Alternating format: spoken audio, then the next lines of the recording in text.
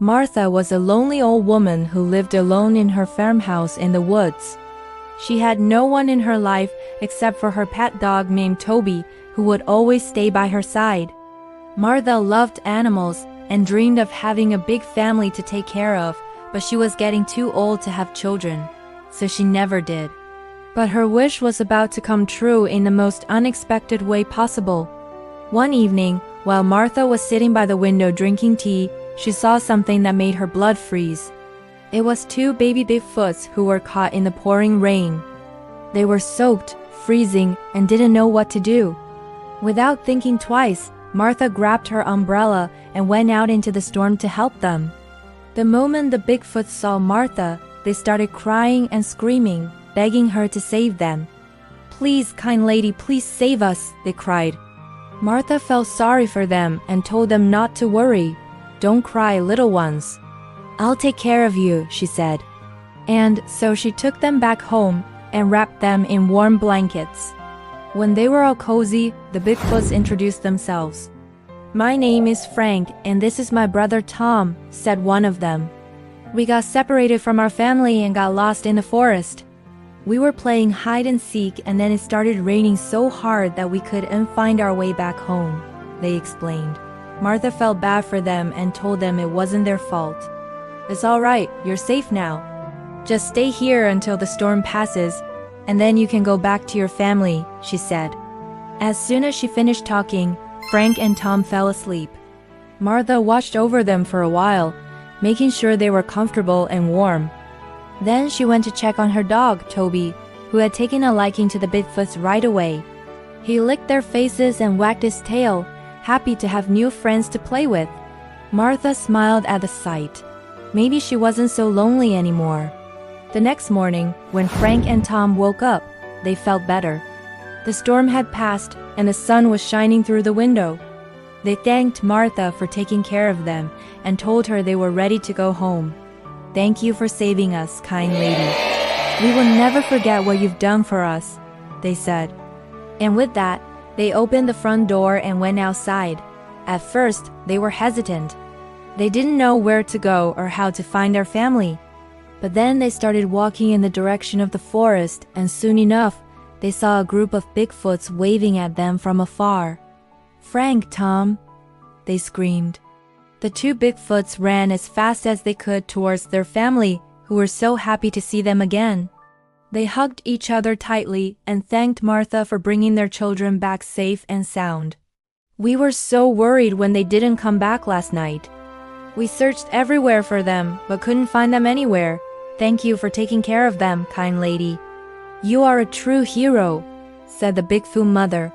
Martha waved at them and told them not to mention it. She was just doing what anyone would do in that situation. But deep down, she felt touched by their gratitude. From that day on, Martha was no longer a lonely old woman. The Bigfoots came to visit her often, bringing her food and gifts from the forest. They also invited her to join them on their adventures, which she happily accepted.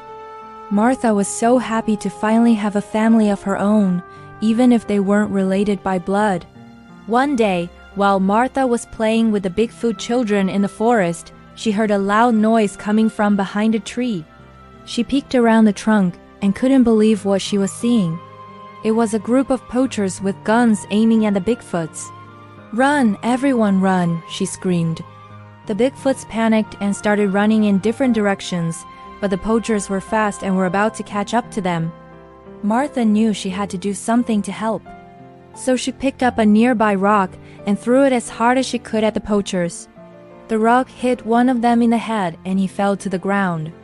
The others turned around and saw Martha standing there with a determined look on her face. "Get away from here before I call the police," she yelled. The poachers were scared and didn't want to mess with a crazy old woman, so they ran away as fast as they could.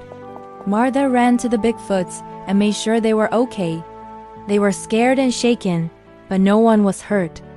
"Thank you, Martha, for saving us," said the Bigfoot mother. "You are a true friend to our family, and we will never forget what you've done for us." From that day on, the bond between Martha and the Bigfoots became even stronger. They promised to protect each other no matter what, and they kept their promise. Whenever Martha needed something from the forest, like wood for her fireplace or herbs for her tea, the Bigfoots would bring it to her. In return, she would make delicious meals for them and tell them stories about the human world. Martha was no longer lonely or bored. She had found a family who loved and appreciated her, and she was grateful for every moment she spent with them. One day, Martha started feeling unwell. She had a fever, a cough, and didn't have the strength to get out of bed. Toby, her dog, stayed by her side, licking her face and whining softly. The Bigfoots were worried when they heard about Martha's illness, so they came to visit her as soon as they could. They brought her flowers, fruits, and a special herb from the forest that was known for its healing properties. "Get well soon, Martha," they said. But Martha knew she wouldn't be able to get better unless she went to the hospital. "I'm sorry, but I need to go to the doctor. You all have been amazing, but I won't be able to get well here," she told them. The Bigfoots were sad to hear that, but they knew she was right. So they helped her get dressed and walked her to the car. At the hospital, the doctors took good care of Martha and gave her medicine to make her feel better. She missed her home and her Bigfoot family, but she knew she had to stay there until she was fully recovered. The Bigfoots visited her every day, bringing her flowers and telling her stories about the forest. They also asked the doctors if they could stay with her overnight, but they were told that only one person was allowed in the hospital at a time. So they had to take turns staying by Martha's bedside. After a week, Martha was finally feeling better. She thanked the doctors and nurses for taking care of her and went home. When she arrived, she saw that the Bigfoots had decorated her house with flowers and made a huge feast in her honor. They were so happy to have her back home, and they celebrated with a big party. "We were so worried about you, Martha. We thought we might lose you," said the Bigfoot mother, hugging her. "I'm sorry I worried you, but I knew I had to go to the hospital. I couldn't get better here," Martha replied. From that day on, Martha took extra care of herself. She knew that she was getting old and that she couldn't take any risks. But she also knew that she was lucky to have such wonderful friends who cared about her. The Bigfoots continued to visit her often, bringing her gifts and keeping her company. And Martha was grateful for every moment she got to spend with them. One day, Martha started feeling sick again. This time it was something serious. She knew she wouldn't make it. As she lay in her bed, waiting for her family to arrive, she thought about her life and realized that she had never felt so much love and happiness. The Bigfoots were by her side when she passed away. They were heartbroken to lose their dear friend, but they were also grateful that she had lived a long and happy life. Before she died, Martha had made arrangements for her funeral. She wanted to be buried in the forest, surrounded by the trees and flowers that she loved so much. The Bigfoots respected her wishes and carried her coffin to her final resting place. They dug a hole and laid her to rest. Then they placed a large stone on top of the grave to mark her resting place. After the funeral, the Bigfoots returned to their home in the mountains. They missed Martha dearly, but they knew that she was in a better place now. They also knew that she would want them to be happy and move on with their lives. So they did their best to honor her memory by living kind, compassionate, and helpful lives, just like she had taught them. And that is the story of Martha, the old woman who was loved by a whole tribe of Bigfoots. A story about friendship, kindness, and the power of love to connect all living things.